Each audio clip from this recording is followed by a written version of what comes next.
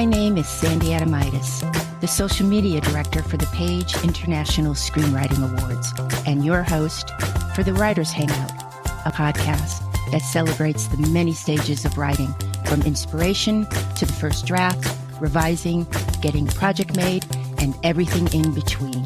We'll talk to the best and the brightest in the entertainment industry and create a space where you can hang out, learn from the pros, and have fun. Hey writers, it's Sandy.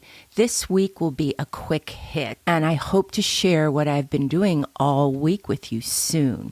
It's chilly here in Studio City, the jewel of the San Fernando Valley. If you hear that pounding, that's my cat, Sophie Jo, jumping from her wall perch.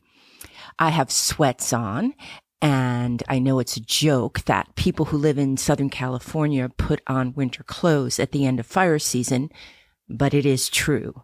I love the feel of pants in winter. Now, it's that wonderful time of year, dear writers. The holiday season has arrived, and soon we'll be enjoying marathons of our favorite festive movies and television shows.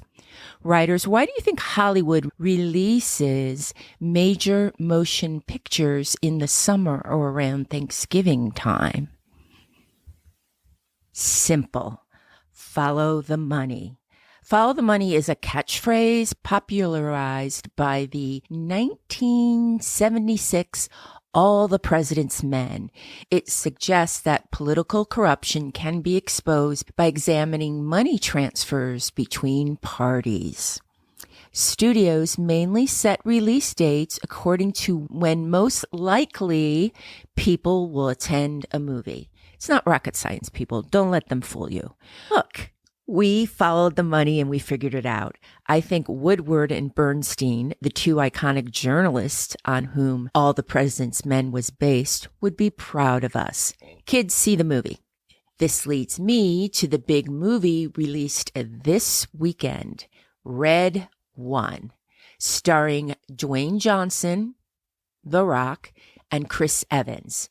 The action flick follows the kidnapping of Santa Claus, played by J.K. Simmons, with The Rock and Chris Evans asked to rescue him in time for Christmas.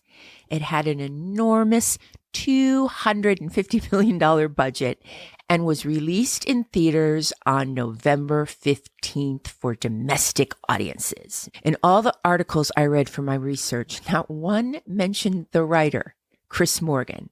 Chris Morgan, he's known for Furious 7, Fast and Furious Presents Hobbs and Shaw, and Fast and Furious 6. Chris Morgan is a heavy hitter and deserves more respect, in my opinion. Amazon has yet set a date when Red One will head to streaming platforms.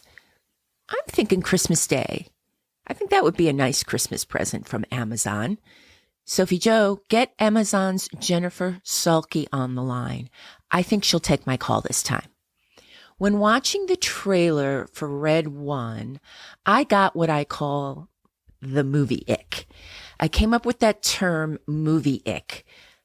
Brilliant, copyrighted by the way, to describe that moment when you are watching a movie trailer and notice that one thing. It could be big, it could be small, but it gives you an icky feeling of aversion to the entire movie. Then you now drop down on your watch list.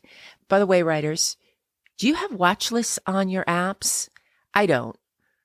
Let me know if I'm missing something. They seem very popular. So while watching the trailer for Red One, I got the movie ick when I saw Santa, played by J.K. Simmons, in a sphere of some kind, sitting in a chair, passed out, with his head slumped to the side. I don't like to see Santa looking vulnerable. I want a twinkle in the eye of my Santas and in control. Also, the minute I see J.K. Simmons' face, all I can think of is him in a black t-shirt torturing Miles Teller. That leads me to think of a Whiplash Christmas.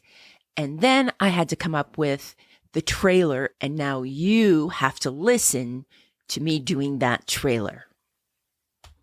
In a world where the naughty list has increased to 80%, Santa is missing, and this year's Christmas is being served with discipline. Cuteness will not make the grade. Merry Christmas is out. Drop and give me 10 is the new greeting. Carols will be shouted and trees will not be decorated.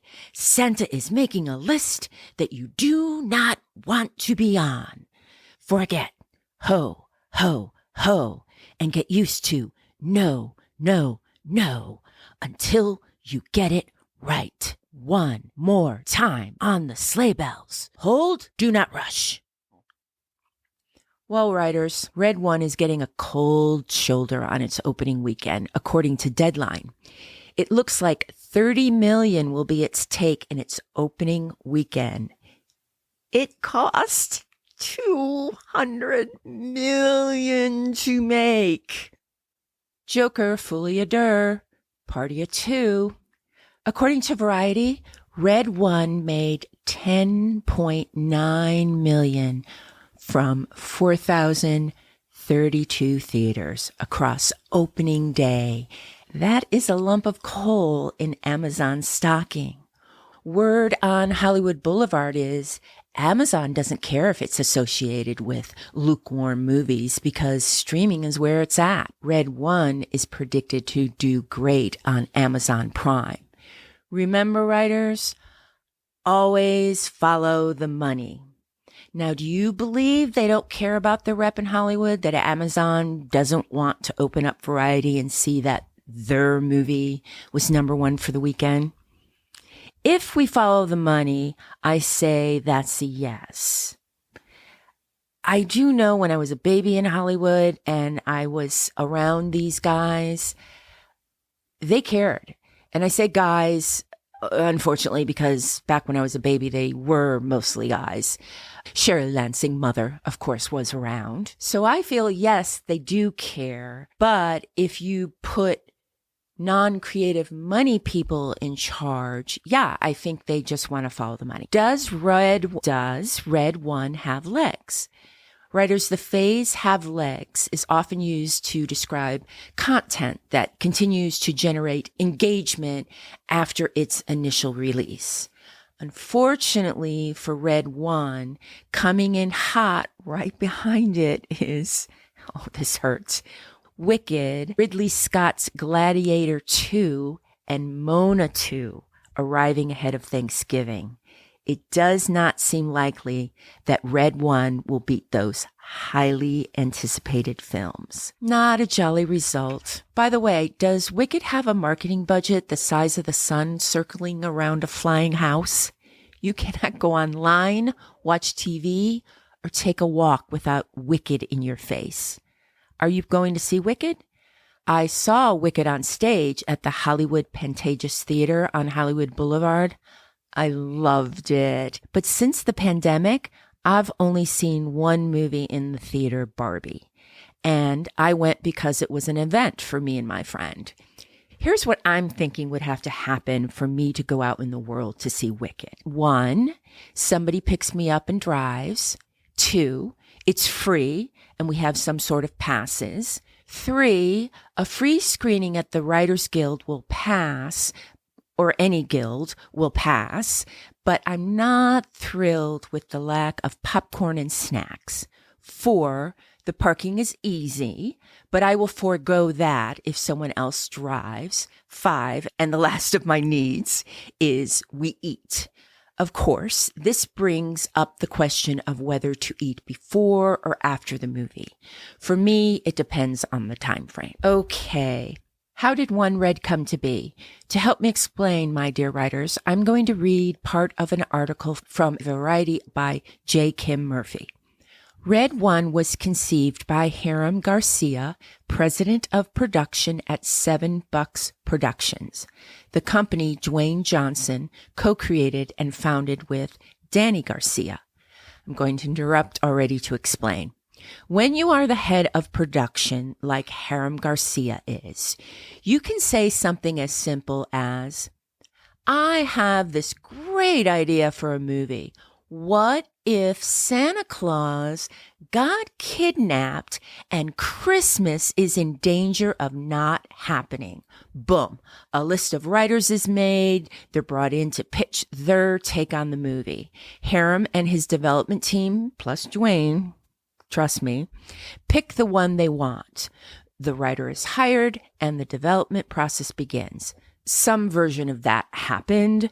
I'm also guessing that because they have a relationship with Chris Morgan, that they may have just called him up and handed him the assignment. No shade on Hiram Garcia, but the idea of Santa getting kidnapped and Christmas being ruined has been around Hollywood forever. But if you have the juice to get the movie made, the movie gets made. The players here are Danny and Hiram, their brother and sister, and Danny is married to Dwayne Johnson. So it's all in the family for them.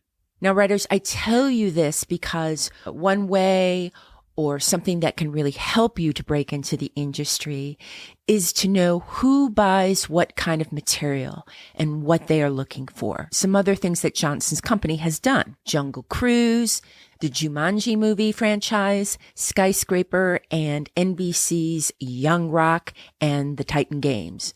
They've got film and TV. Good for them. Back to the article. Red One is a globe-trotting 4-quadrant action-adventure comedy which imagines a whole new universe to explore with the holiday genre. Okay, my take again. Now, marketing came up with globe-trotting 4-quadrant action-adventure comedy. I'm just going to call it. Then, when they say which imagines a whole new universe to explore with the Hollywood genre. What I hear is, this is our big shot at a franchise movie that we will own a huge, if not all, part of it. And the toy sales alone can give the Johnson family wealth for generations. That's also kind of like a mind game. They're telling you, you're going to love this movie because it's a new universe to explore at the holiday season. But I really do hope that Red One is everything the creators and the crew want it to be. It's hard to get a movie made, and I want this industry to survive. It's good for all of us. Writers, what do you think about writing for streaming content? Do you think about that? Should a writer even be thinking about that kind of thing while they're writing? Now, the movie and TV business is changing, and I hope that means more breaks for writers. Let's hang out again soon, and drop me a line at the Writers Hangout Podcast at gmail.com. And that's a wrap for the Writers Hangout. Thanks so much for listening. If you enjoyed the show, please take a moment to leave us a review on Apple Podcasts. Your positive feedback will help us keep the show going so we can continue bringing you more future episodes. Remember, keep writing. The world needs your stories.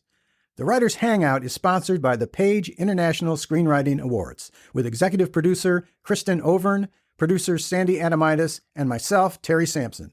And our music is composed by Ethan Stoller.